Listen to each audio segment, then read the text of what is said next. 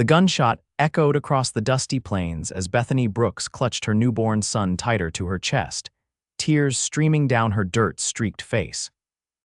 She had traveled for days, fleeing the shame and rejection that followed her from the east, only to find herself alone and desperate in the unforgiving wilderness of Wyoming Territory in 1872. "Nobody wants you," she sobbed to the infant, her voice breaking as she slumped against the weathered fence post marking the boundary of the Triple S Ranch. "Not your father, not my family, not even me." The admission tore through her heart like a knife, the weight of her circumstances crushing down upon her shoulders. Unbeknownst to Bethany, a tall figure on horseback had drawn near, silently observing her moment of despair. Ezra Sullivan dismounted his chestnut stallion with the practiced ease of a man who'd spent most of his life in the saddle. His weathered hat cast a shadow over piercing blue eyes as he approached cautiously, not wanting to startle the distraught woman. "Madam," he said softly, his deep voice startling Bethany. She clutched the baby tighter, terror flashing across her tear-stained face. "Don't mean to frighten you. Just heard you out here and wanted to make sure everything's all right." Bethany attempted to stand to run, but exhaustion kept her rooted to the spot. The baby began to wail, its tiny face reddening with effort. "Please," she begged. "I have nothing worth taking." Ezra crouched down a respectful distance away, removing his hat to reveal sun-streaked brown hair. "I'm not here to take anything, madam.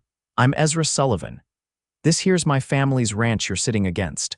Her eyes, wild with fear and desperation, darted toward the open plains, calculating her chances of escape. "Your little one sounds hungry," Ezra continued, his voice gentle as summer rain. "My sister's up at the main house. She's got a baby about that age. Maybe she could help." "No one can help us," Bethany whispered, looking down at her son's face. "He's unwanted, a mistake. I can't give him what he needs." Ezra's expression softened further as he inched closer, his gaze falling on the tiny bundle. The baby had quieted, blue eyes staring up curiously at the stranger's face. "He's wanted by me," Ezra whispered, an emotion he couldn't name swelling in his chest as he looked at the infant. "He's wanted by me forever." Bethany's head snapped up, confusion replacing some of her fear. "You don't even know us." "I know a soul that needs help when I see one," Ezra replied, slowly extending his hand.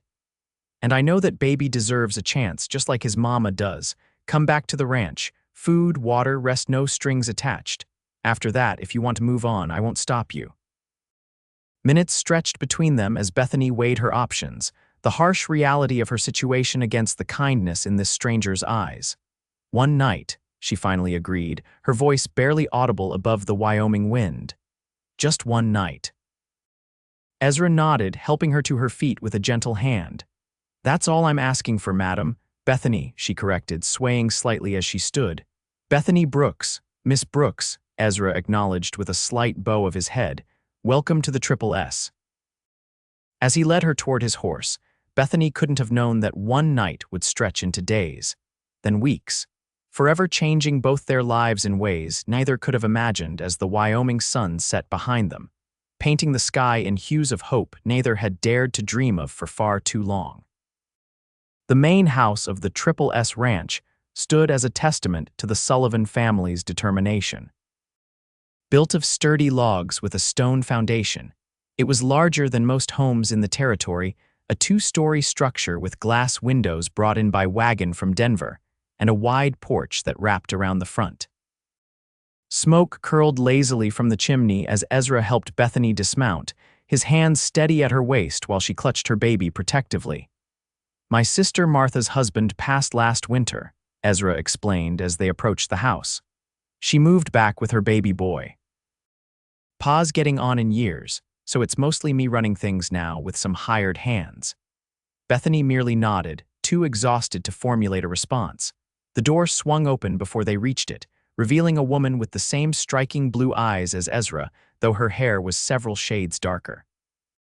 A baby perched on her hip, maybe 3 months old. "Ezra Sullivan, you bringing strays home again?" Martha called out, though her tone held no malice. Her eyes widened when she realized what Bethany was carrying.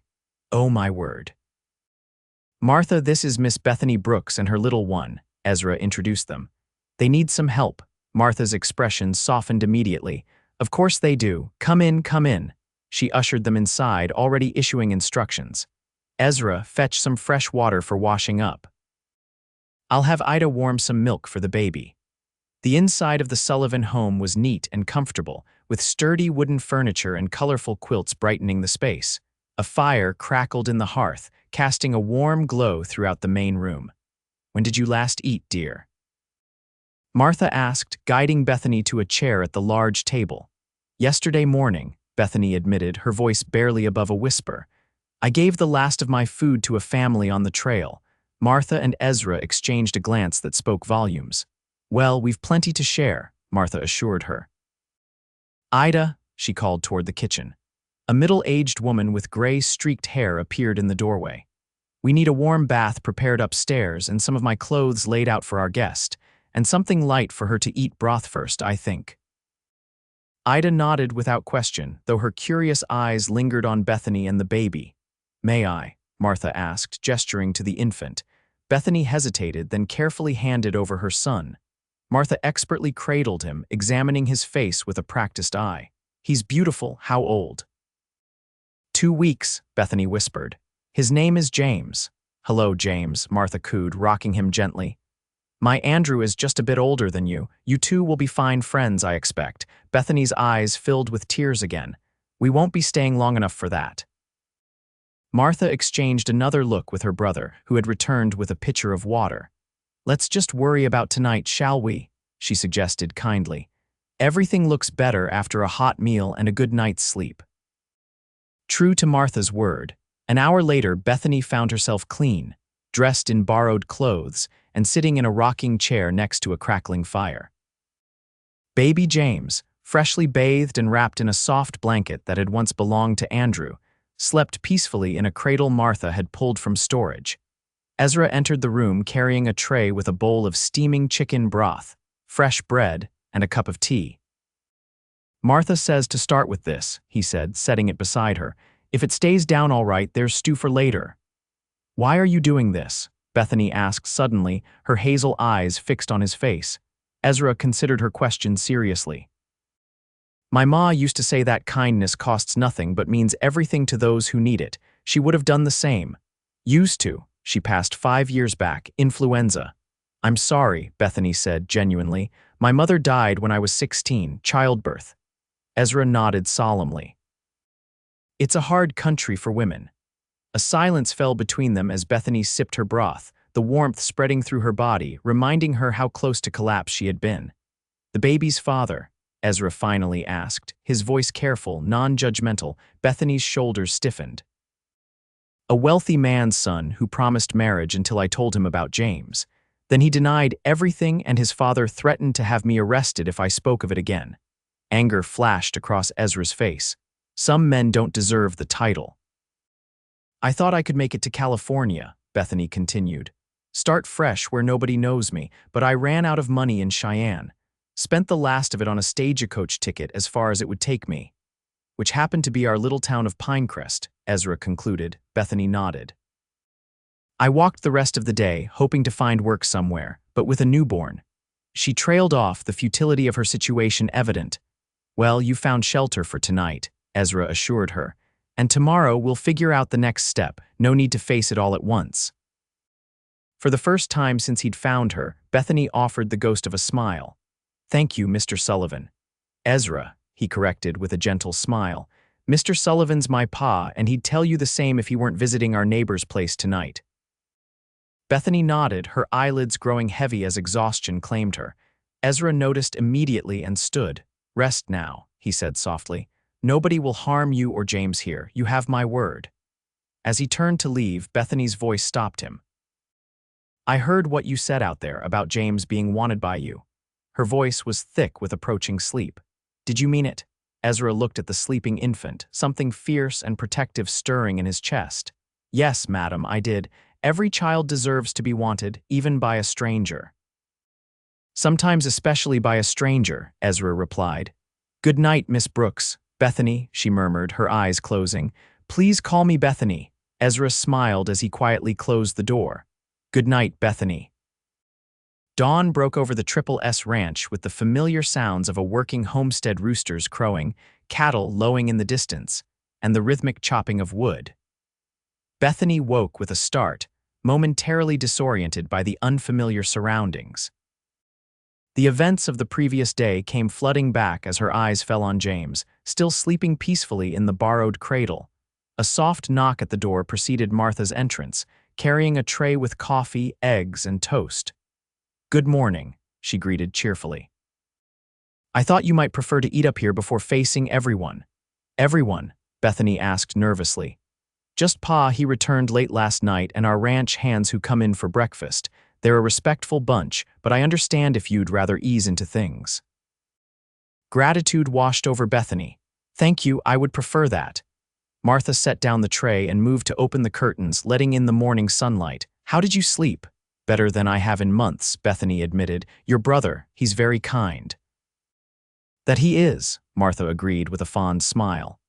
"Ezra's got the biggest heart in Wyoming Territory, though he'd never admit it. Too busy trying to be the tough rancher our pa raised him to be." As if on cue, James began to stir, his tiny face scrunching up as he prepared to cry.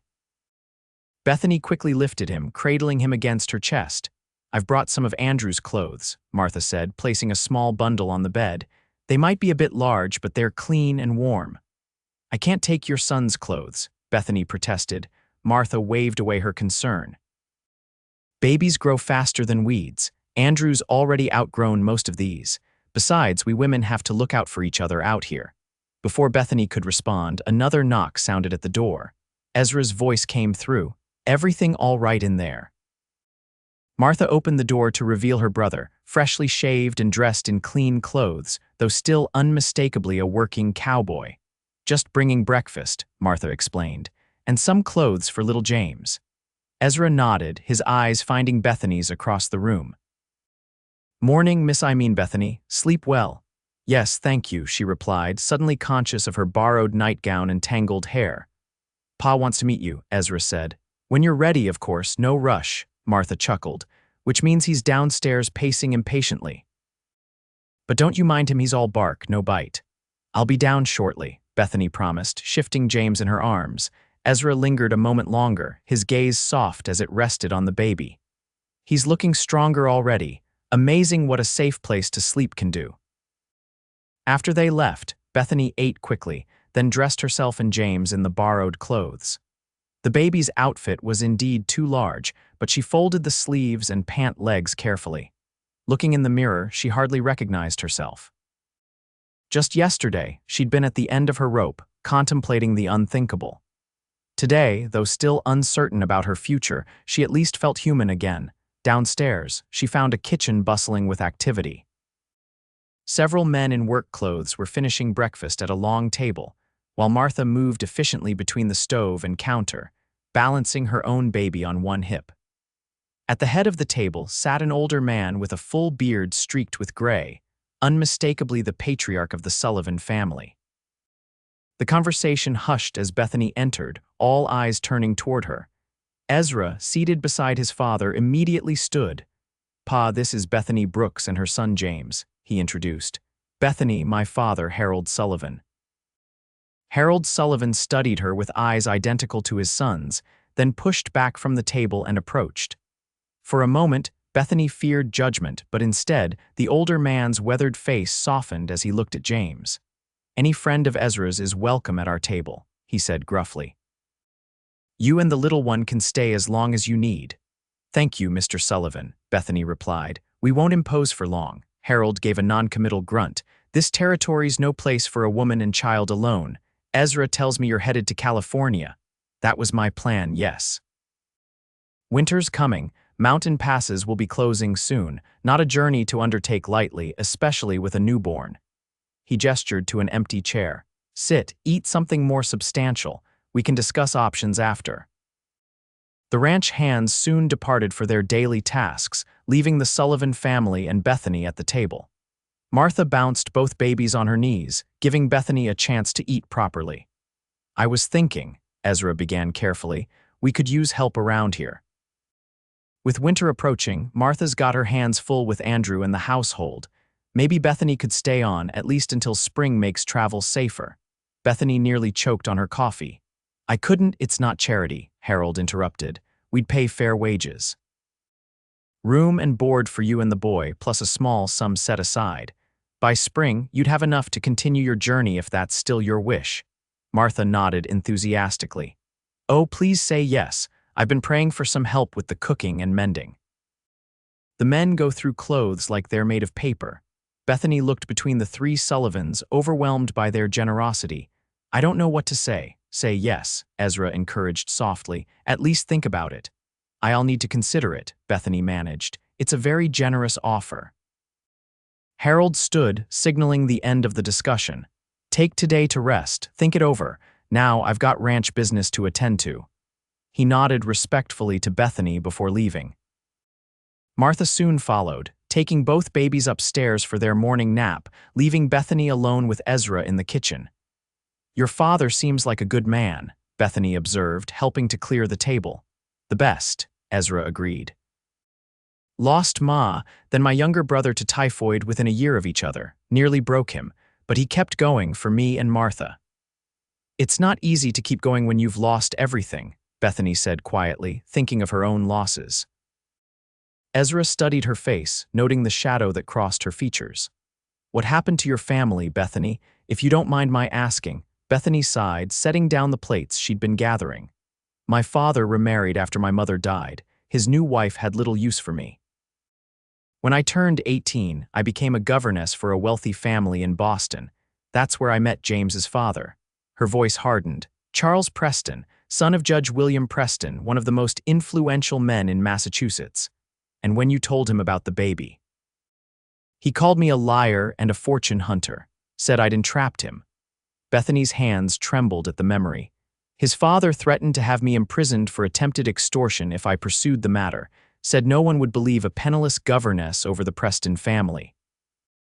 Ezra's jaw tightened, anger flashing in his eyes. Cowards, the both of them. When my condition became obvious, I was dismissed without references. I used my savings to travel west, I thought. I thought I could give the baby up when he was born. Find him a good family who would love him properly.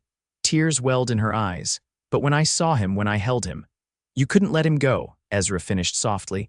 But I have nothing to offer him, Bethany whispered. No home, no future. Ezra reached across the table, hesitating before gently covering her hand with his. You have today, and perhaps tomorrow if you accept our offer. Sometimes that's all any of us have. Bethany looked at their hands, then up at Ezra's earnest face. Why do you care what happens to us? We're nothing to you. I disagree, Ezra said simply.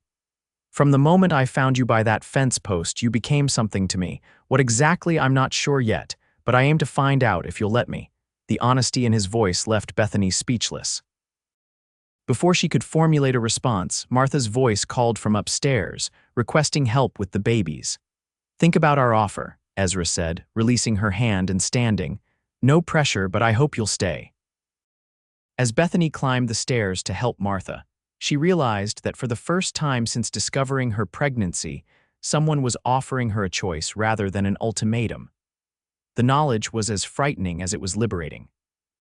The next week passed in a blur of domestic activity as Bethany fell into the rhythm of life at the Triple S Ranch.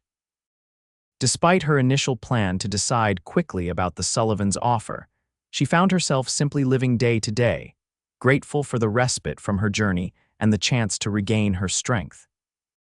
Martha proved to be not just a gracious hostess, but a genuine friend, the first Bethany had known since leaving Boston. The two young mothers spent their days caring for their infants, preparing meals, and tending to household chores.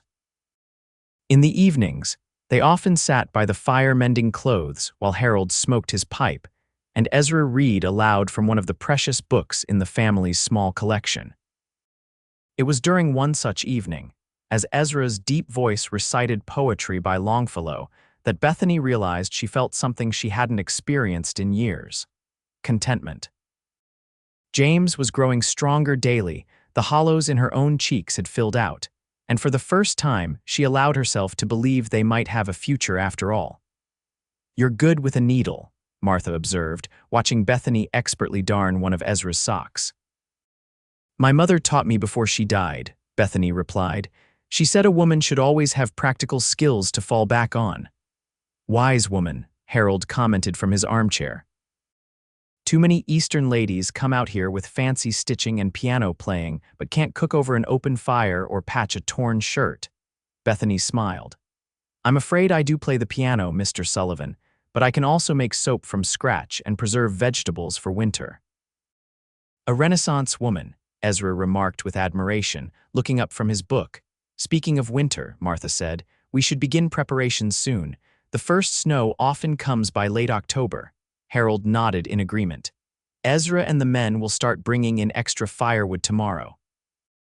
The root cellar needs organizing, and we should inventory our preserved goods. I'd be happy to help with that, Bethany offered. It's the least I can do for your hospitality. If you're staying through winter, Harold pointed out, his gaze direct, it wouldn't be hospitality anymore. It would be your home too. The room fell silent as everyone awaited her response. James squirmed in his basket beside her chair, and Bethany reached down to soothe him. I've been thinking about your offer, she said slowly, and I'm grateful beyond words, but I worry about imposing. Nonsense, Martha interrupted. You've already been more help than hindrance. Besides, Andrew adores having James around. And the men appreciate meals that don't burn, Ezra added with a wink. Hey now, Martha protested, my cooking's improved considerably. Yes, since Bethany started helping, Harold chuckled, then grew serious again. We mean it, Miss Brooks. We'd welcome you and James through winter, at least. Come spring, if you still want to move on, we'll understand. Bethany took a deep breath. Then yes, we'll stay, thank you. The relief on Ezra's face was unmistakable, though he tried to mask it with a casual nod. Good decision. The passes to California would have been treacherous by the time you reached them. Later that night, after everyone had retired, Bethany stood by the window in her room, which she now thought of as hers rather than borrowed, watching the stars illuminate the vast Wyoming sky. James slept peacefully in his cradle, his breathing a soft rhythm that matched the beating of her heart. A gentle knock at her door surprised her. Opening it a crack, she found Ezra standing in the hallway, holding something wrapped in cloth. Sorry to disturb you, he whispered. I just wanted to give you this, now that you've decided to stay. Curious, Bethany accepted the bundle and unwrapped it to reveal a small wooden carving of a mother holding a baby. The craftsmanship was simple but heartfelt, the love between mother and child evident in every carefully whittled line. Ezra, she breathed, running her fingers over the smooth wood. Did you make this? He nodded, a slight flush coloring his cheeks. Been working on it at night after everyone's asleep. It's not fine art, but it's beautiful, she interrupted sincerely. Truly, thank you. Ezra shuffled his feet, suddenly looking more like a shy boy than the confident rancher she'd come to know. I'm glad you're staying, Bethany. Real glad. The intensity in his blue eyes made her heart flutter unexpectedly. So am I, she admitted. For a moment they stood in the doorway, an unspoken current passing between them. Then, with a respectful nod, Ezra stepped back. Sleep well. You too, she whispered, closing the door softly. Back at the window, Bethany held the carving against her heart, wondering at the strange new feelings taking root there, feelings she'd sworn never to indulge again after Charles's betrayal. Yet there was something about Ezra Sullivan that made her want to trust, to hope, perhaps even to love again. One day at a time, she reminded herself, placing the carving on the small table beside James's cradle. For tonight, that was enough. October brought crisp mornings and golden afternoons to the Triple S Ranch. The land transformed as aspens turned brilliant yellow, and the distant mountains received their first dusting of snow. The entire ranch buzzed with activity as winter preparations intensified. Bethany threw herself into the work, eager to prove her worth. Alongside Martha, she preserved the last of the garden's bounty, prepared medicinal herbs for the winter months, and helped inventory supplies. The physical labor was exhausting but satisfying, giving her a sense of purpose she hadn't felt in months. James, now nearly 2 months old, grew increasingly alert and responsive. His smile, first directed at Bethany one morning as she changed his swaddling, became a daily gift that healed something broken inside her. She could no longer imagine giving him up, no matter how difficult their path might be. One sunny afternoon, as Bethany hung laundry on the line behind the house, she spotted Ezra returning from the north pasture, leading his horse at a walk.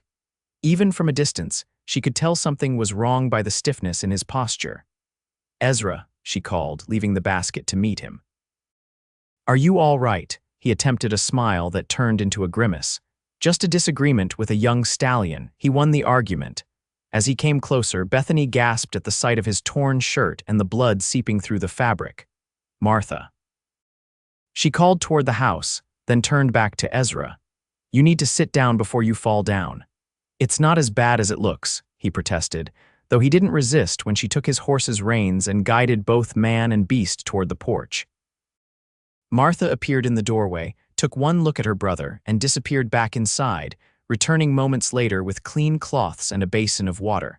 Between them, the women helped Ezra onto the porch bench. "What happened?" Martha demanded, carefully cutting away the torn shirt to reveal a nasty gash along Ezra's ribs. "Rusty spooked at a rattlesnake," Ezra explained through gritted teeth. "Threw me into a fence. Post had a nail sticking out." Bethany examined the wound with a critical eye. "It needs cleaning and stitching. Do you have a medical kit?" Martha nodded. "In Pa's room, I'll fetch it."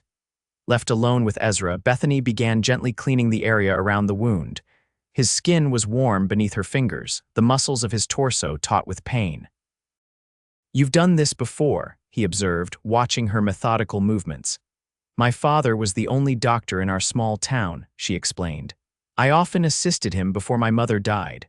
"A woman of many talents," Ezra murmured, then winced as she touched a particularly tender spot. "Sorry," she apologized.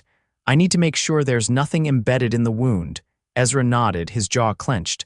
"Go ahead." Martha returned with the medical supplies and Bethany quickly threaded a needle. "This will hurt," she warned. "Not my first stitches," Ezra replied, attempting a smile. "Do your worst, Miss Brooks." Bethany worked efficiently, her hands steady as she closed the 4-inch gash with neat, even stitches. Ezra remained stoic throughout, though beads of sweat formed on his forehead from the effort of staying still. "Almost done," she assured him, tying off the final stitch. "Martha, can you bring some of that willow bark tea you made yesterday? It will help with the pain."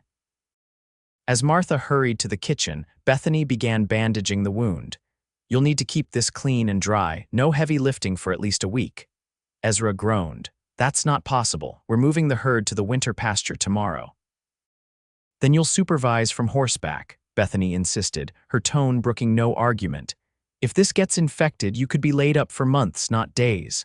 Their eyes met in a battle of wills, neither willing to back down. Finally, Ezra sighed. "Yes, madam, doctor's orders."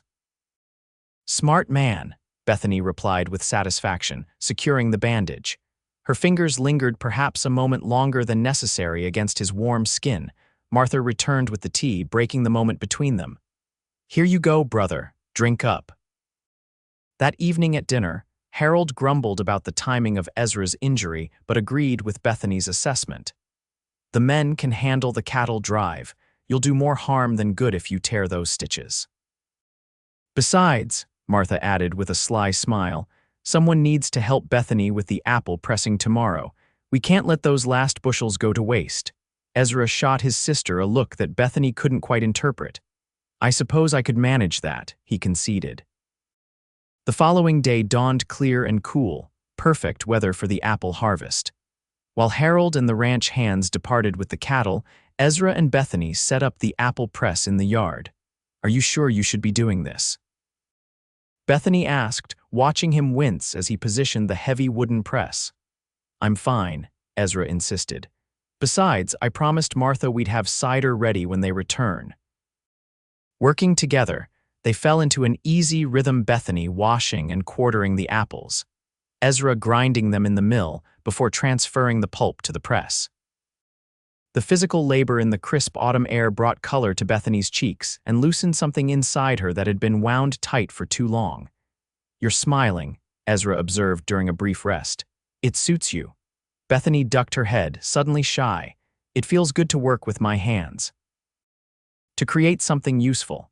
Is that what you missed most in Boston? Practical work?" She considered his question seriously. I miss the simplicity. In society, everything is layered with meaning and judgment. Here, things are what they are. We have our complications too, Ezra pointed out. Just different ones. True, Bethany acknowledged. But at least here, I'm judged by what I do, not where I came from or who my parents were. Ezra studied her face. Is that why you want to go to California, to start fresh where nobody knows you? The question hung between them, weighted with unspoken implications. Bethany busied herself with another basket of apples. Partly, she admitted. But also because I want James to have opportunities. I don't want him growing up ashamed of his mother or his birth. He wouldn't be ashamed here, Ezra said quietly. Not everyone judges the way your Eastern folk do. Before Bethany could respond, the sound of approaching hoofbeats drew their attention.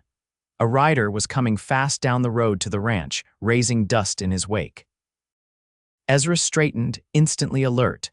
Stay here, he instructed, moving toward the house where his rifle stood propped by the door. The rider, one of the younger ranch hands named Tom, reined in his lathered horse sharply. Mr. Sullivan, come quick, your paw's been hurt.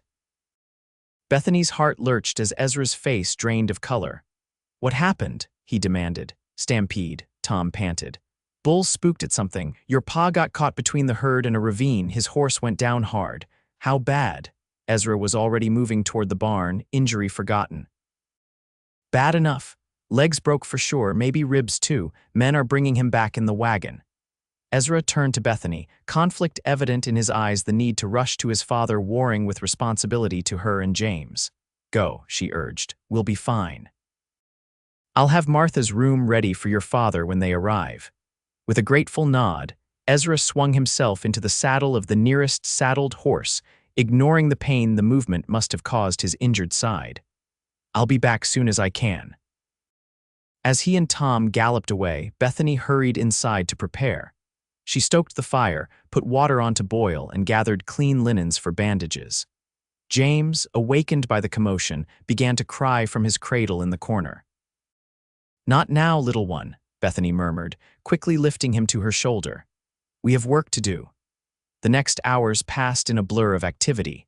By the time the wagon carrying Harold arrived, Bethany had transformed Martha's ground-floor bedroom into a makeshift infirmary. Martha, who had been with the cattle drive as cook, followed on horseback, her face etched with worry. Ezra and two ranch hands carefully carried Harold inside. The older man's face was gray with pain, his right leg awkwardly bent, and blood matted his silver hair where his head had struck the ground. Put him here, Bethany directed, having cleared Martha's bed. Gently now. As they positioned Harold on the bed, he regained consciousness, groaning in agony. Ezra, the herd, safe, Pa, Ezra assured him.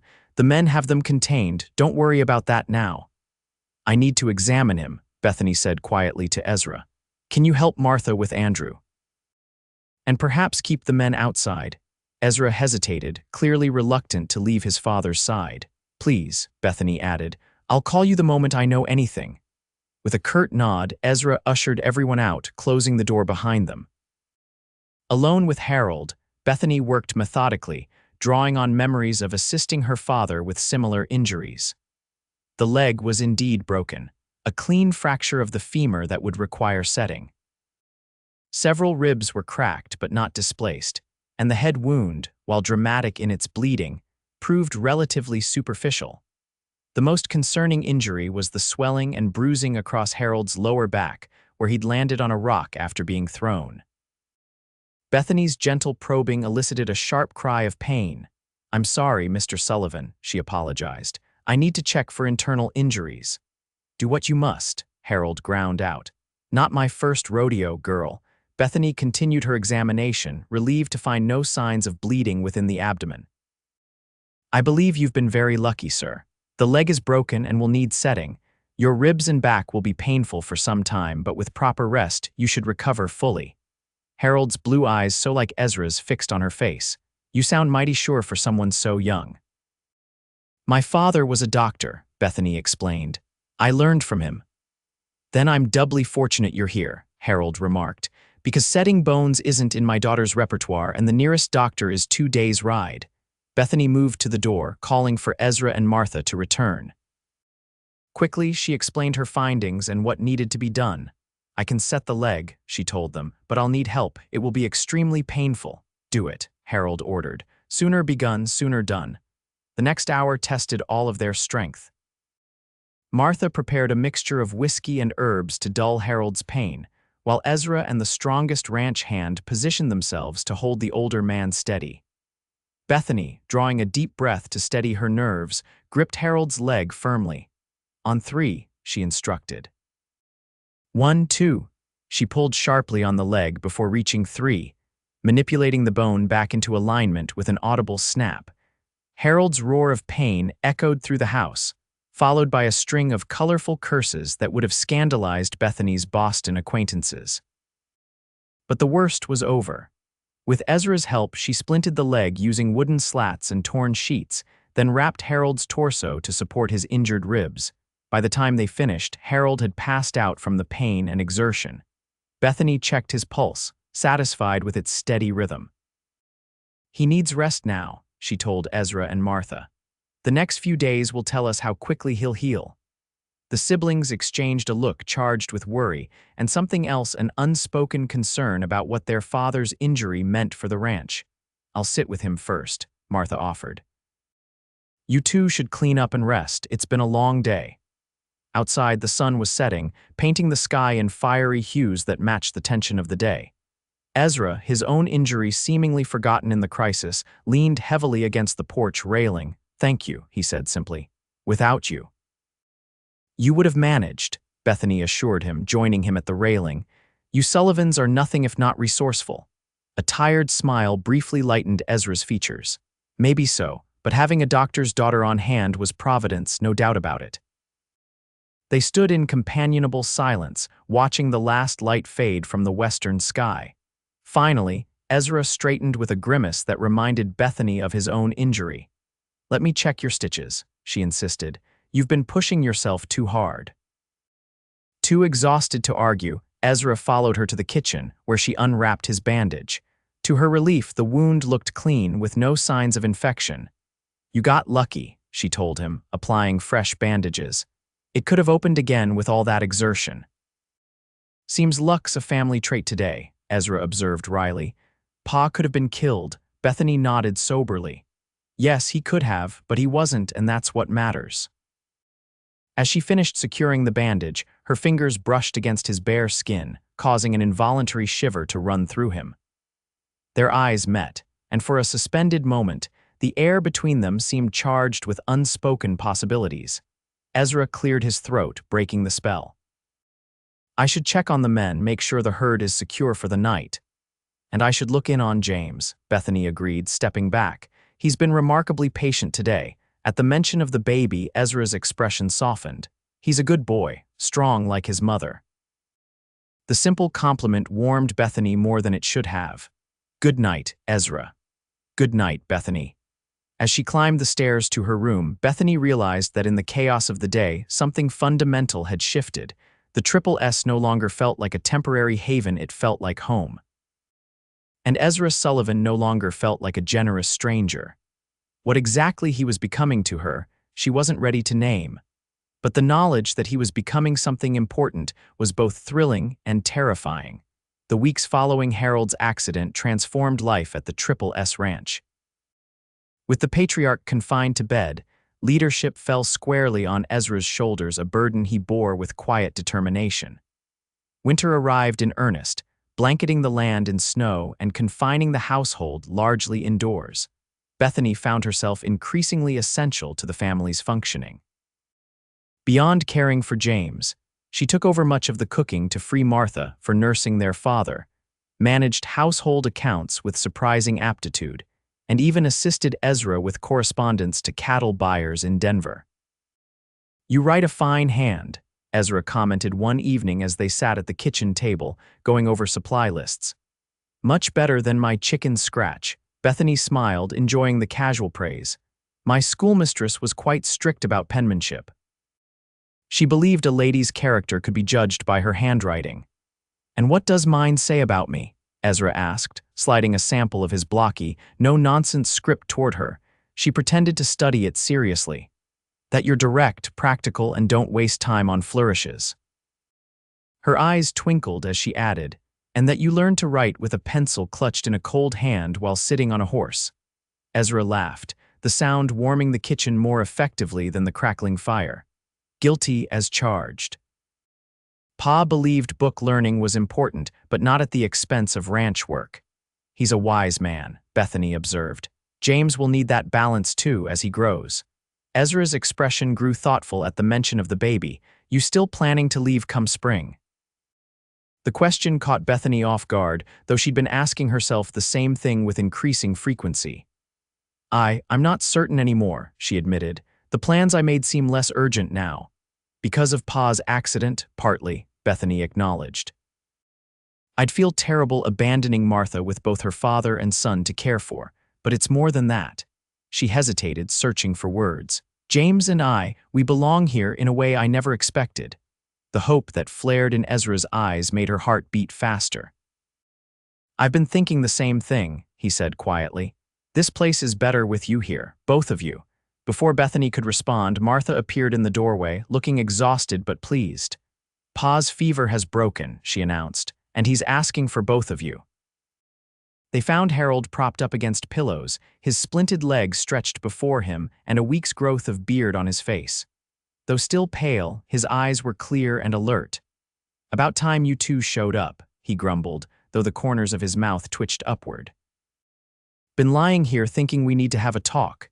Ezra pulled chairs closer to the bed for himself and Bethany. What about Pa, the future of this ranch? Harold stated bluntly. This accident's shown me I'm not getting any younger. Time I started thinking about what happens next. Bethany made to leave, feeling this was a family discussion, but Harold stopped her with a raised hand. Stay, girl, this concerns you too. Surprised, she settled back into her chair, folding her hands in her lap. Ezra, Harold continued, you've stepped up these past weeks. Handled things better than I expected, truth be told. High praise indeed, Ezra remarked dryly, though Bethany could see he was pleased by his father's acknowledgement. Don't get cocky, Harold warned. Still plenty you need to learn, but it's time we made some changes. Starting with making you a full partner in the Triple S, not just my son working the family land. Ezra straightened, clearly caught off guard. Pa, that's not necessary, it is, Harold interrupted firmly. You've earned it, been earning it for years while I was too stubborn to see it. He turned his attention to Bethany. As for you, young lady, you've proven yourself indispensable these past months. I'd like to offer you a permanent position here as ranch manager. Bethany blinked in surprise. Ranch manager, but I know nothing about cattle. You know about people, figures, and organization, Harold countered. The cattle part you can learn. What you've done with our accounts alone is worth your weight in gold. It's a generous offer, Mr. Sullivan, Bethany began cautiously, but I'm not sure consider it, Harold insisted. The position comes with a proper salary, a share in the spring profits, and a future for your boy. James would grow up alongside his cousin, with family around him. The word family caught in Bethany's heart. It had been so long since she'd truly belonged anywhere. There's something else we should discuss, Ezra interjected, his voice uncharacteristically hesitant. Something I've been considering for some time. All eyes turned to him as he took a deep breath. Bethany, I know you came here under difficult circumstances. And I know you value your independence, but these past months, watching you with James, seeing your strength and kindness. He paused, gathering his courage. I find myself thinking more and more about a future together. Bethany's breath caught in her throat. Ezra. I'm not proposing marriage, he clarified quickly. Not yet. That would be too soon, and you deserve better than a rushed decision. But I want you to know that if you stay, if you give us time to truly know each other, that's where my heart is heading. The room fell silent save for the crackling of the fire. Martha, who had been listening from the doorway, wore a smile that suggested this declaration was not entirely unexpected. Harold cleared his throat. Well, son, you could have picked a more romantic setting than your old man's sickroom, but I can't fault your sincerity. Ezra's cheeks colored slightly, but his gaze remained steady on Bethany's face, awaiting her response. I don't know what to say, she admitted, her mind whirling with conflicting emotions, hope, fear, possibilities previously unimagined. Say you'll think about it, Ezra suggested gently. About all of it, the position, staying here, and us. Bethany looked around at the three Sullivans, each watching her with expressions of genuine care and hope. In the short months since that desperate day by the fence post, they had become more family to her than her own blood relations had been in years. I will, she promised. I'll think about it very carefully. That night, long after the household had gone to sleep, Bethany sat by her window, watching snowflakes drift past in the moonlight. James slept peacefully, his tiny chest rising and falling in the steady rhythm that never failed to fill her with wonder. "What should we do, little one?" she whispered. "California seems so far away now, and for what? A new start." She gazed around the room that had become theirs, at the homemade toys Ezra had carved for James, at the quilt Martha had pieced together for her bed. "Perhaps we've already found our new start, right here." The memory of Ezra's words echoed in her mind, not a proposal but a promise of patience, of growing together, of building something lasting. It was everything Charles had never offered, everything she'd stopped believing she deserved. And yet, fear lingered. What if it was all too good to be true? What if someday Ezra regretted taking on another man's child? What if her past came back to haunt them all?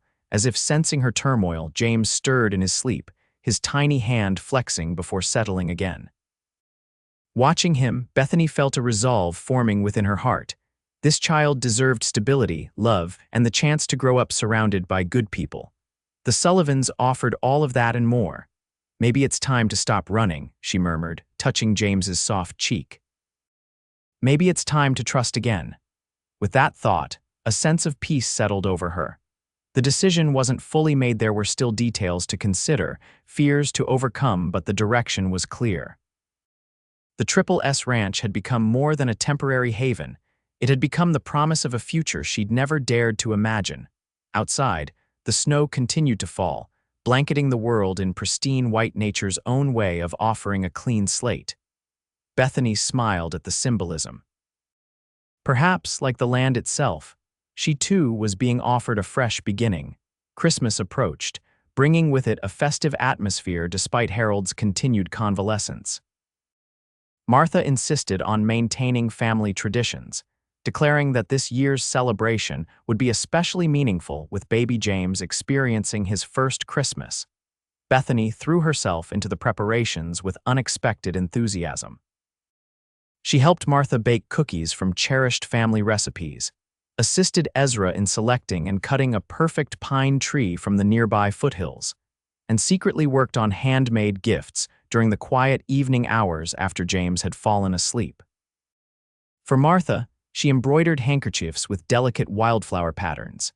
For Harold, she crafted a leather-bound journal, remembering his mention of wanting to record the ranch's history for future generations. For baby Andrew, she sewed a soft, stuffed horse from scraps of fabric. Her gift for Ezra proved most challenging. What could she give the man who had offered her and James so much?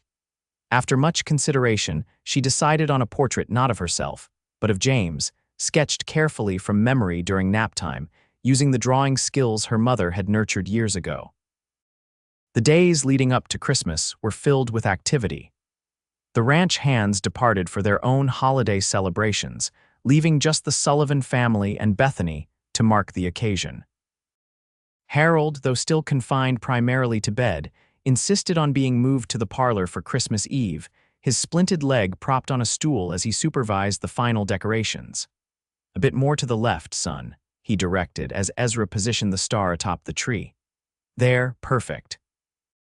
Martha bustled about, setting out plates of cookies and mugs of hot cider. Baby Andrew, now nearly 6 months old, watched the proceedings with wide-eyed fascination from his mother's hip, while James slept contentedly in a basket near the fire. "I can't remember the last time this house felt so lively at Christmas," Martha remarked, settling into a chair beside her father. "Not since Mother was alive, surely." "She would have loved this," Harold agreed, his eyes growing misty with memory. "Always said a house needed children to truly feel like home." Ezra, finished with the tree, took a seat near Bethany on the small sofa. "Remember how she used to hide special gifts around the house? We'd spend all Christmas morning on a treasure hunt." Following those ridiculous rhyming clues, Martha laughed. She stayed up half the night writing them. We should do that for the boys when they're older, Ezra suggested, glancing at Bethany to include her in the future he envisioned. The simple gesture, the casual assumption that she and James would be part of their traditions for years to come, filled Bethany with a warmth that had nothing to do with the crackling fire. "I'd like that," she said softly, meeting his gaze. As evening deepened, Harold insisted they maintain another family tradition, reading the Christmas story from the family Bible, followed by each person sharing something they were grateful for from the past year. "I'll start," Martha volunteered after the reading concluded. "I'm grateful for Andrew's health and happiness, and for having family around to help raise him after losing Thomas." Harold nodded in agreement. "I'm grateful to still be above ground after that fool bull decided to rearrange my bones, and for having a doctor's daughter on hand when it happened." Everyone chuckled at his characteristic bluntness. "My turn," Ezra said, his voice growing serious. "I'm grateful for second chances, for finding people who need you right when you need them too." His eyes met Bethany's, conveying without words exactly who he meant. When it came to Bethany's turn, she found herself momentarily overcome with emotion. "I'm grateful," she began, her voice barely above a whisper, "for kindness given without expectation, for a place that became a home when I needed it most, and for a man who saw value in my son when others saw only shame."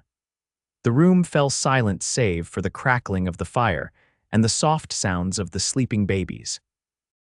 In that moment, something shifted between Bethany and Ezra, a mutual recognition that what had begun as charity had transformed into something far deeper and more enduring.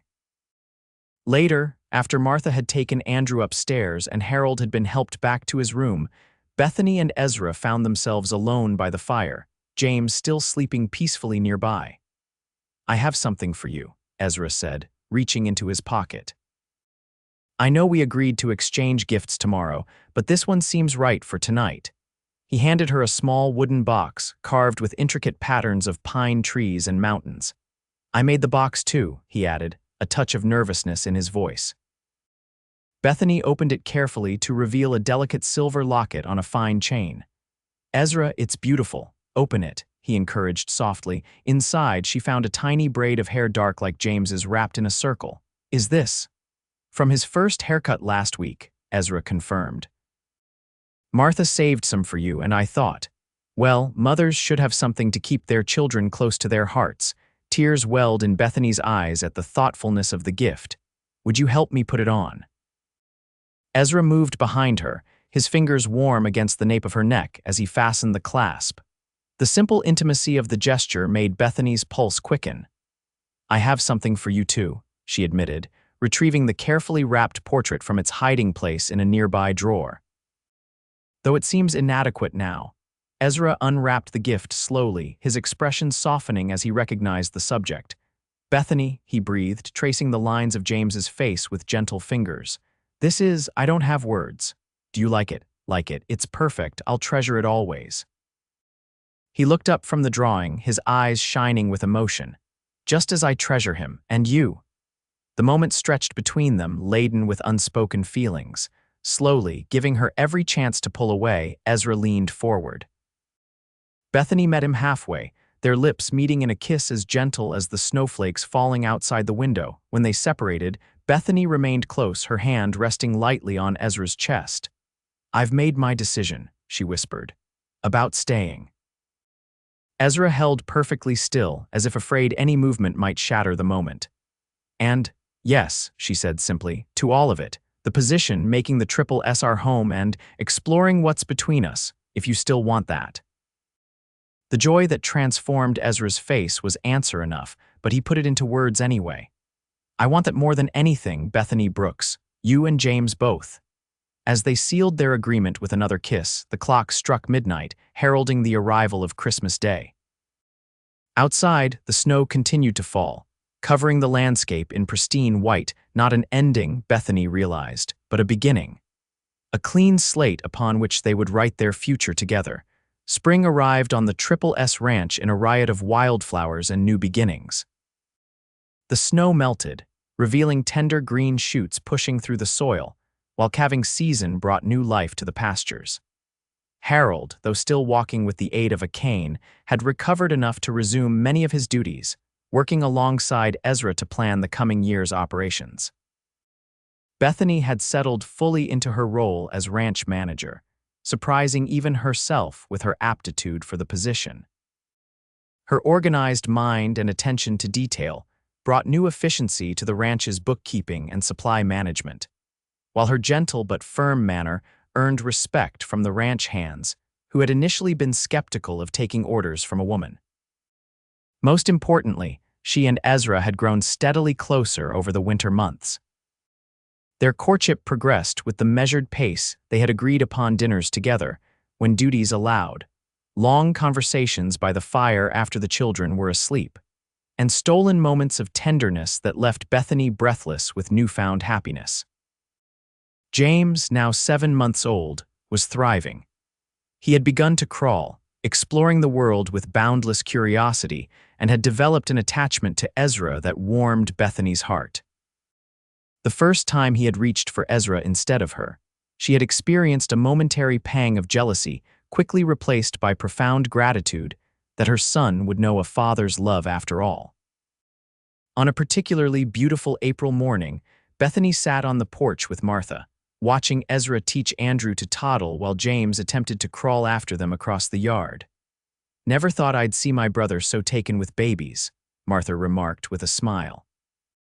"He used to avoid Thomas's and my place when Andrew was colicky," Bethany laughed, remembering her own initial uncertainty about Ezra's comfort with children. "He's a natural, though he'd probably deny it." Martha agreed, her expression growing more serious. "Have you two discussed the future? Formally, I mean," heat rose in Bethany's cheeks. "We've talked around it. He's been very patient, giving me time to be certain." "And are you certain?" Bethany watched as Ezra scooped up a fussing James, settling him easily against his shoulder and murmuring something that made the baby giggle. "Yes," she admitted softly. "I am." Martha squeezed her hand. "Good, because I don't think my brother's going to wait much longer before asking properly. He's been talking to Pa about Grandmother Sullivan's ring." Before Bethany could respond, the sound of approaching riders drew their attention. 3 men on horseback were coming down the road toward the ranch house, dust rising behind them in the morning sun. Ezra, instantly alert, handed James to Bethany as she and Martha stood. "Stay on the porch," he instructed quietly, moving to stand protectively in front of them. As the riders drew closer, Bethany could make out details: 2 older men flanking a younger one, all dressed in Eastern clothing that looked out of place against the Wyoming landscape. Something about the central figure's posture sent a chill of recognition through her. "No," she whispered, clutching James tighter. "It can't be." "What is it?" Martha asked, alarmed by Bethany's sudden pallor. "Do you know them?" Before she could answer, the riders halted before the house. The central figure removed his hat, revealing a handsome face with cold eyes that Bethany had once believed she loved. "Charles," she breathed, the name falling from her lips like a stone.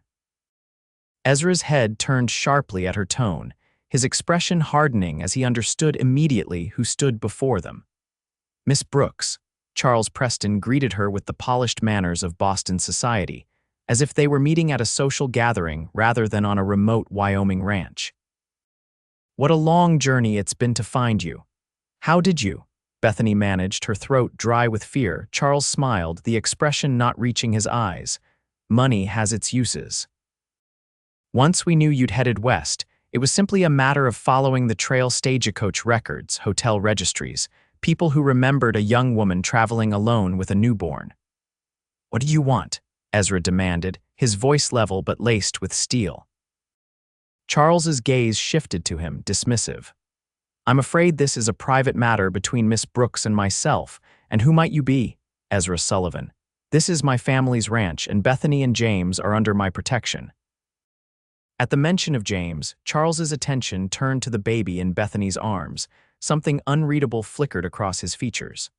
"Ah yes, the child, that's precisely why I'm here." Cold dread pooled in Bethany's stomach. "You said you wanted nothing to do with him. You denied he was even yours." Circumstances change, Charles replied smoothly. My father, Judge Preston, he emphasized the title for Ezra's benefit, has reconsidered the situation. The Preston family cannot allow its heir to be raised in. He gestured vaguely at the ranch, such circumstances.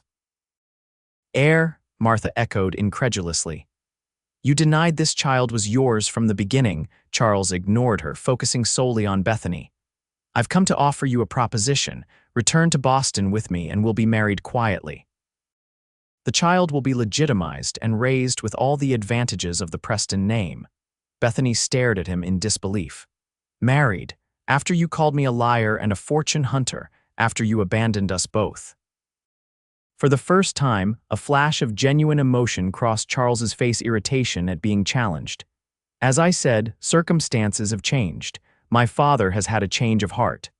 What circumstances? Ezra pressed, stepping closer to Bethany. One of Charles's companions, an older man with a pinched expression, cleared his throat. Perhaps I can clarify. I am Edward Harrington, the Preston family attorney. Judge Preston's health has deteriorated significantly in recent months. Without a direct male heir, the Preston fortune would pass to a distant cousin whom the judge despises, upon learning that Miss Brooks had borne a son. Suddenly James becomes valuable, Bethany finished bitterly. Not because you love him or even acknowledge him as yours, but because your father needs an heir. Charles's expression hardened. It's a generous offer, Bethany, more than most women in your position could hope for. The child would have wealth, education, position in society. He has a name, Bethany said firmly. James, and he already has everything he needs right here. Don't be foolish, Charles snapped, his polished veneer cracking. Look around you.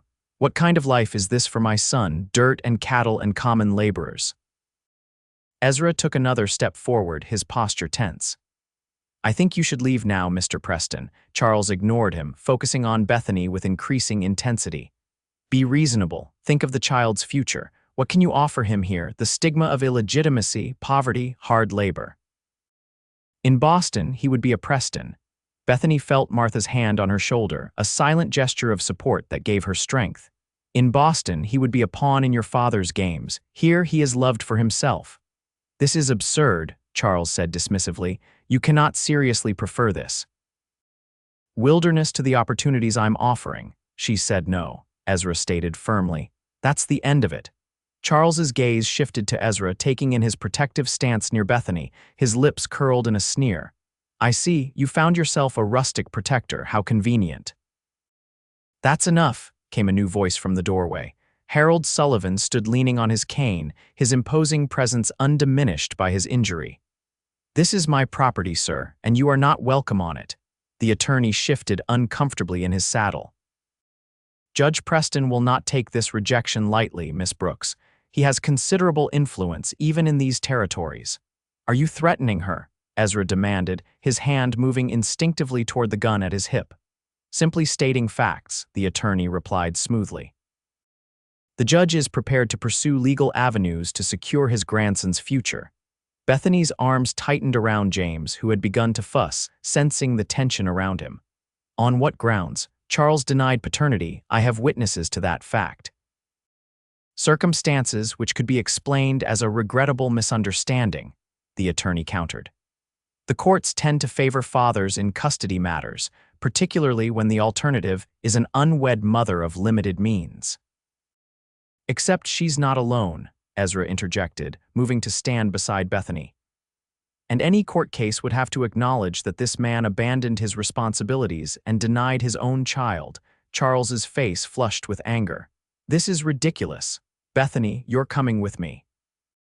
I won't have my son raised by cowboys and farmers. No, Charles, Bethany said firmly, finding strength in Ezra's presence beside her. James and I are staying here. This is our home now. You heard the lady, Harold added. Now I suggest you gentlemen mount up and be on your way before my son forgets his manners. For a tense moment, it seemed Charles might refuse. Then, with a cold smile that sent shivers down Bethany's spine, he replaced his hat. This isn't over, Bethany. My father is not a man who accepts defeat easily. We'll be in town for several days, should you reconsider. With that, he wheeled his horse around and rode away, his companions following close behind. As the dust settled in their wake, Bethany's knees threatened to buckle. Ezra's arm came around her waist, steadying her as James began to cry in earnest. "Let's get inside," Harold suggested, holding the door open. "I think we need to have a family discussion." Once inside, with the doors firmly closed and James soothed back to contentment, Bethany explained everything: Charles's betrayal, his father's threats, and her flight west. "They won't give up easily," she concluded, pacing the parlor with James on her hip.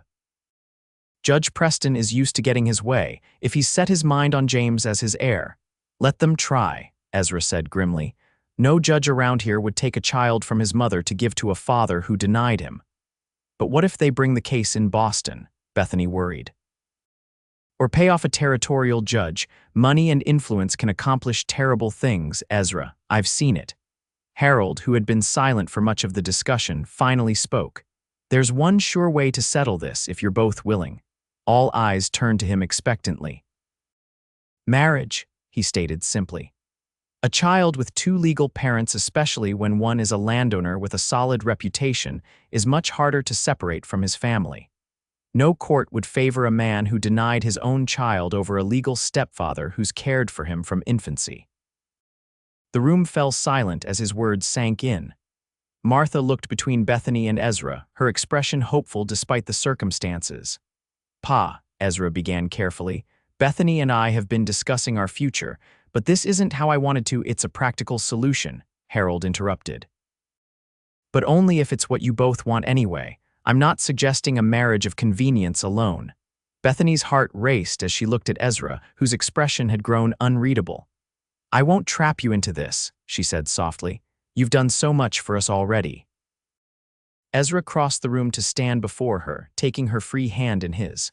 "Trap me? Bethany, I've been trying to find the right moment to ask you properly for weeks." His voice dropped to a whisper meant only for her. "I love you. I love James. I want us to be a family in every way." Tears filled Bethany's eyes as the truth of his words washed over her. "I love you too," she admitted, the words she'd been holding back finally finding voice. "I think I have since you found us that day and said James was wanted by you." Ezra smiled, the tension leaving his shoulders. "Then it's settled." He looked to his father. "How soon can we arrange it?" "Reverend Thomas could be here tomorrow," Harold suggested. "Better to act quickly before Preston's lawyer can file any papers." Martha, who had been uncharacteristically quiet, suddenly clapped her hands. "A wedding." "Oh, there's so much to do. Bethany needs a proper dress, and we should at least have a cake." Despite the circumstances, Bethany found herself laughing at Martha's enthusiasm. "Nothing elaborate," she insisted. "Just family." "Family is all we need," Ezra agreed, his eyes never leaving hers. As the Sullivans began planning the hastily arranged wedding, Bethany felt the fear that had gripped her since Charles's arrival beginning to recede. Looking down at James, then up at Ezra, she knew with absolute certainty that she was exactly where she belonged. The wedding day dawned clear and bright, as if nature itself approved of the union. Martha had worked miracles in the short time available, transforming the ranch house parlor with wildflowers gathered from the surrounding meadows and white ribbons saved from Christmases past. The dress, too, was Martha's doing, a simple but elegant white gown altered from one of her own, with delicate embroidery along the neckline that she and Bethany had stayed up half the night completing. "Something old, something new," Martha had explained as they worked by lamplight. "Traditions matter, even for a hasty wedding." Now, as Bethany stood before the small mirror in her room, barely recognizing the woman who looked back at her, a soft knock came at the door. "It's just me," Martha called, entering with baby Andrew on her hip and a small wooden box in her free hand. "Almost ready," Bethany nodded, smoothing the skirt of her dress nervously. "As ready as I'll ever be." Martha set Andrew down on the bed, where he immediately became fascinated with a loose thread on the quilt. "Pa sent this up for you," she said, offering the box. "It was my mother's." Inside, nestled on a scrap of velvet, lay a delicate silver pendant set with a single pearl. "It's beautiful," Bethany breathed. "She wore it at her wedding," Martha explained, helping Bethany fasten it around her neck. "Pa says it's meant to be passed down to daughters of the Sullivan family." Her eyes met Bethany's in the mirror. "Which you're about to become." Emotion tightened Bethany's throat. "I never thought I'd have a family again," she admitted. "After my parents died and then when I found out about James." Martha squeezed her shoulders gently. "Well, you've got one now." A rather stubborn, occasionally difficult one, but devoted all the same. Bethany laughed through gathering tears. "Thank you for everything." "Sisters don't need thanks," Martha replied simply. "Now, let's not keep everyone waiting. Ezra's been pacing downstairs for an hour already." Downstairs, the small gathering had assembled in the parlor. Reverend Thomas, a kindly older man who served the scattered ranching families of the region, stood ready with his Bible. Harold, dressed in his Sunday best, sat in an armchair with James on his knee, teaching the baby to clap his hands together. The ranch foreman and his wife served as additional witnesses, along with Ida, who had baked a magnificent cake for the occasion. Ezra stood by the fireplace, more nervous than Bethany had ever seen him. He had shaved carefully, tamed his usually windswept hair, and wore a new shirt Martha had ordered from the mercantile in town. But it was the look in his eyes when Bethany appeared at the bottom of the stairs that she would remember forever, a mixture of awe, tenderness, and unmistakable love that made her feel like the most beautiful woman in Wyoming Territory. The ceremony itself was brief, but heartfelt. Reverend Thomas spoke of commitment and family bonds, of weathering life's storms together, and of the sacred responsibility of raising children in love. When it came time for the vows, Ezra's strong hands held Bethany's with surprising gentleness. "I, Ezra James Sullivan, take thee, Bethany Ann Brooks, to be my lawfully wedded wife," he recited, his voice steady despite the emotion evident in his eyes. "To have and to hold from this day forward, for better, for worse, for richer, for poorer, in sickness and in health, to love and to cherish, till death do us part." When it was Bethany's turn, she found herself adding her own promise at the end. "And I vow to love you as you have loved James completely, without reservation, and with all my heart." "The ring," Reverend Thomas prompted. Ezra reached into his pocket and withdrew a gold band that had belonged to his grandmother. As he slipped it onto Bethany's finger, he added softly, "A promise kept from the moment I found you." "By the authority vested in me," Reverend Thomas concluded, "I now pronounce you husband and wife. What God has joined together, let no man put asunder." As Ezra leaned down to seal their union with a kiss, James chose that moment to let out a delighted squeal from Harold's lap, causing everyone to laugh. "I believe your son approves," the Reverend observed with a smile. "Our son," Ezra corrected, his arm firm around Bethany's waist as he gazed at James with undisguised affection. The celebration that followed was simple but joyous. Ida's cake was cut and shared, toasts were made with Harold's best whiskey, and even the ranch hands who weren't part of the ceremony stopped by to offer congratulations. As the afternoon wore on, Martha shooed the newlyweds toward the door. "Go on," she insisted. "Pa and I can handle things here for a few hours. You two deserve some time alone." Ezra didn't need to be told twice. He had already saddled 2 horses, his own chestnut stallion and a gentle mare for Bethany, with plans to show her a special place on the ranch property. "But James," Bethany began. "Will be perfectly fine with his aunt and grandfather," Martha assured her. "He's already asleep, and I've managed 2 babies for months now. Go." The ride took them through flowering meadows and up a gentle slope to a promontory overlooking the entire Sullivan Ranch. The view was breathtaking, rolling grasslands stretching toward distant mountains, the ranch buildings nestled in the valley below, and the creek that provided water for the property winding like a silver ribbon through the landscape. "It's beautiful," Bethany breathed, dismounting with Ezra's help. "My favorite spot on the whole ranch," he admitted, spreading a blanket on the grass. "I come here to think, to remember what matters." They sat together, shoulders touching, absorbing the peaceful scene before them. After a moment, Ezra turned to face her. "Are you happy, Bethany, truly?" "I know this wasn't how either of us planned things." She silenced him with a finger to his lips. "I have never been happier," she assured him honestly. "The circumstances may be unusual, but my feelings for you are not. I love you, Ezra Sullivan." I think I started falling for you the moment you whispered that James was wanted by you. Ezra caught her hand, pressing a kiss to her palm.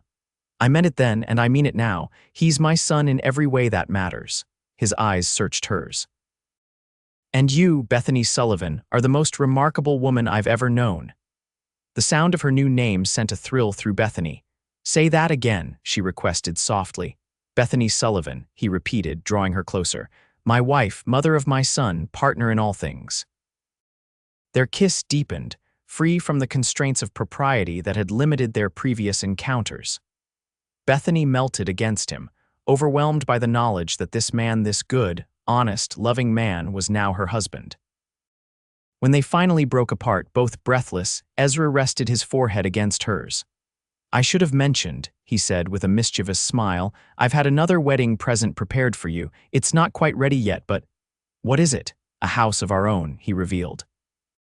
Just over that rise, a quarter-mile from the main house. I've had the men working on it since February, hoping you'd say yes eventually. Bethany stared at him in disbelief. A house for us?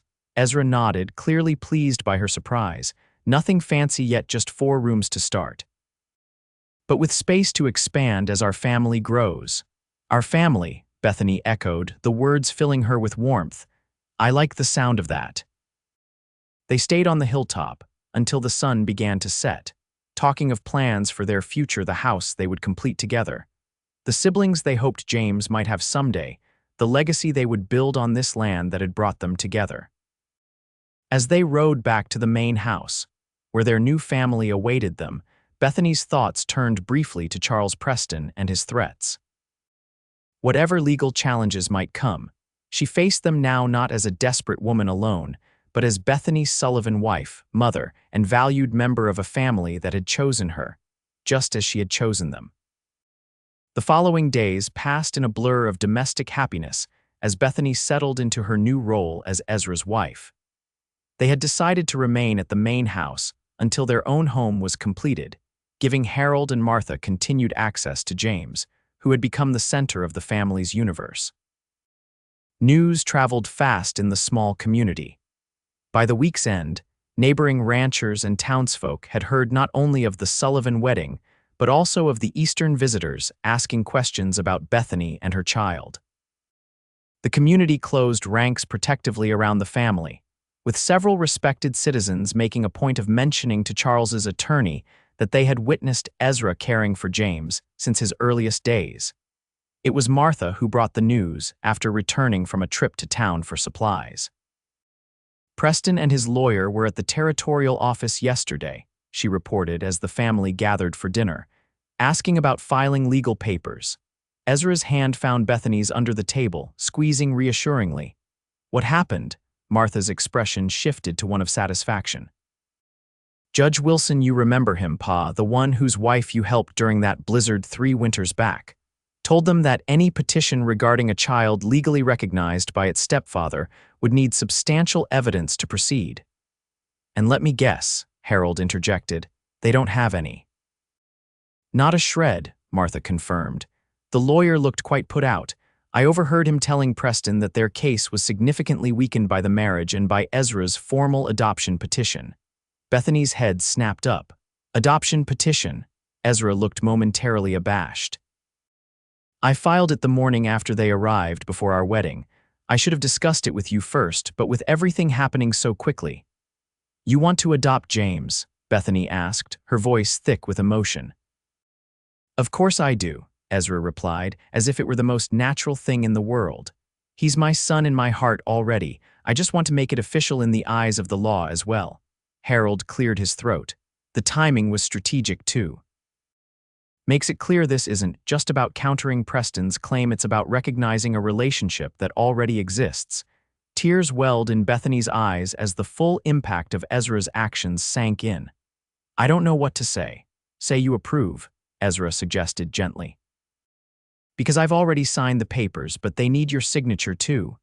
Yes, Bethany whispered. Yes, of course I approve. Martha wiped away a tear of her own. Well, that settles that. Now, who wants more potatoes? The next morning brought unexpected visitors to the Triple S. Bethany was in the kitchen, teaching Ida a new recipe for bread, when Harold's voice called from the front of the house. "Bethany, you'd better come out here." The tone of his voice sent a chill through her. Wiping her hands on her apron, she hurried to the porch, where Harold stood watching 3 riders approaching Charles Preston, his lawyer, and a third man she didn't recognize. "Where's Ezra?" she asked, scanning the yard anxiously. "Checking the south pasture fence with the men," Harold replied grimly. "Martha's taken the boys to visit a neighbor. It's just us for now." Bethany squared her shoulders, determined not to show fear. "Then we'll handle this ourselves." As the riders drew closer, she could see the determination on Charles's face, the smug confidence of a man accustomed to getting his way. The third man carried himself with authority, another lawyer, she guessed, or perhaps an official of some kind. "Mrs. Sullivan," Charles greeted her, the new name clearly distasteful on his tongue. "How convenient that you've formalized your arrangement with the rancher." "My husband," Bethany corrected firmly. "What do you want, Charles? I thought our last conversation was quite clear." The lawyer dismounted, producing a document from his saddlebag. "We've come to present you with papers requesting a paternity assessment and temporary custody hearing for the child James Brooks." "Sullivan," Harold interjected. "The boy's name is James Sullivan now." The third man stepped forward. "Madam, I'm Deputy Marshal Graves. I'm not here to take any action today, just to ensure civil proceedings. But you should know that Judge Preston has filed inquiries with the Territorial Court in Cheyenne." Bethany accepted the papers with steady hands, though her heart raced. "This is a waste of time and money, Charles. James has a father who wants him, a father who's never denied him or abandoned him." "A biological father has rights," the lawyer insisted, "especially one of Mr. Preston's standing." "Rights he explicitly rejected when he called my son a bastard and me a liar," Bethany countered, her voice hard. "I have witnesses to that fact." Charles's confident expression faltered momentarily. "That was a misunderstanding." "I was shocked by the news. Unprepared, save it for the judge," Harold interrupted. "If you can find one willing to listen." The sound of approaching hoofbeats drew everyone's attention as Ezra galloped into the yard, alerted by one of the ranch hands who had spotted the visitors. He dismounted in a fluid motion, his expression darkening as he took in the scene. "What's going on here?" he demanded, moving to stand beside Bethany. The deputy marshal explained again about the papers, which Bethany silently handed to Ezra. He scanned them quickly, his jaw tightening. "This is harassment," he stated flatly. "You have no claim to this child." "I am his natural father," Charles insisted. "A hasty marriage doesn't change that biological fact." "No," Ezra agreed, his voice dangerously calm, "but it does change his legal status. As does this." He reached into his vest pocket and withdrew a folded document, handing it to the deputy marshal. "Filed and approved yesterday. Legal adoption of James Sullivan by his stepfather, with full consent of his mother, his only acknowledged parent at birth." The deputy marshal examined the document carefully.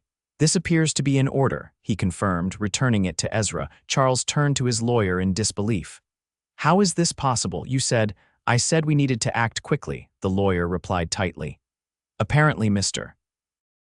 Sullivan acted more quickly." Ezra stepped forward, his height allowing him to look down slightly at Charles. "Let me make something clear, Preston. James is my son now legally and in every other way that matters. He will grow up here on this ranch with his mother and me. He will learn to ride and rope and read under this big Wyoming sky. He will know he is loved and wanted every single day of his life." He paused, his voice dropping so that only Charles could hear the next words. "And someday, when he's old enough to understand, we will tell him the truth that his biological father was a coward who abandoned him before birth, and who tried to use him as a pawn in a game of family politics. Is that really the legacy you want, Preston?" Charles's face flushed with anger, but something in Ezra's steady gaze must have reached him. For the first time, uncertainty crept into his expression. "The court may still rule in our favor," the lawyer interjected, though with notably less confidence than before. Harold gave a dismissive snort.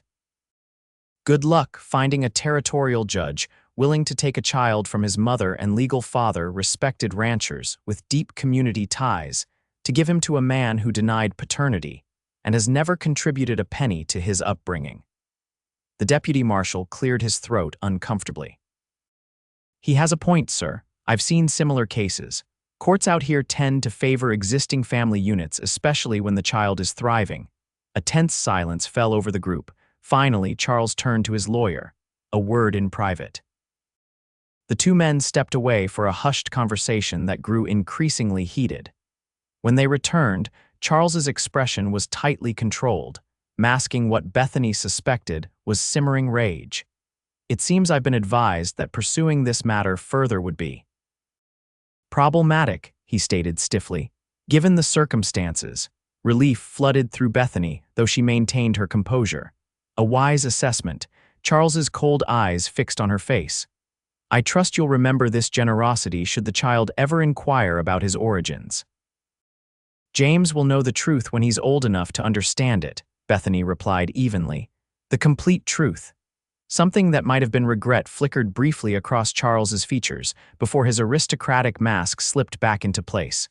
Very well. Good day to you all. As the three men rode away, Bethany sagged against Ezra, the tension of the confrontation finally catching up with her. His arms came around her immediately, solid and secure. Is it really over? She whispered. Yes, Ezra assured her, pressing a kiss to her temple. They have no case, and Preston knows it. His father may be influential in Boston, but out here, he's just another Easterner with fancy clothes and no understanding of our ways. Harold limped forward to join them, satisfaction evident in his weathered face. Family is what matters in these parts. And you, my dear, have built yourself a mighty fine one. Looking up at Ezra, then back to Harold, Bethany felt the last weight of her past lifting from her shoulders. Yes, she agreed, a smile breaking across her face like the sun after a storm. Yes, I have. 2 months later, on a perfect summer evening, Ezra led a blindfolded Bethany along a path she had walked many times during her visits to the construction site of their new home. Careful now, he cautioned, guiding her around a stone. Just a few more steps.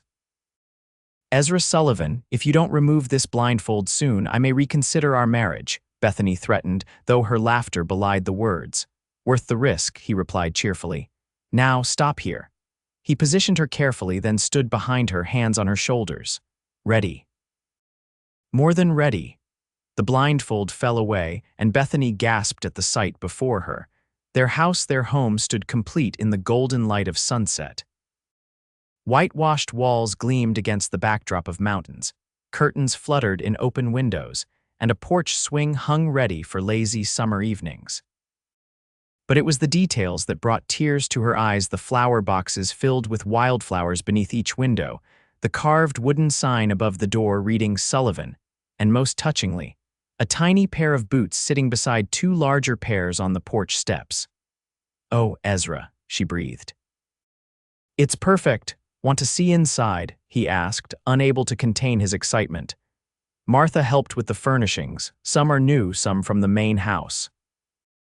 He led her up the steps and across the threshold, revealing a cozy parlor with a stone fireplace, comfortable chairs, and bookshelves already filled with volumes from Ezra's collection. A dining table stood ready in the adjoining room, set with the dishes Martha had given them as a wedding gift. The kitchen was Bethany's dream, spacious and practical, with a window overlooking what would become her garden. And the bedrooms, one large one for them, with a handcrafted bed frame Ezra had made himself and a smaller one for James, painted a cheerful yellow with a crib that could later be converted to a regular bed. There's room to add on, Ezra explained as they completed the tour. For when our family grows, Bethany turned to him, her heart so full she could barely speak. It's more than I ever dreamed of having. You deserve it all, Ezra said simply.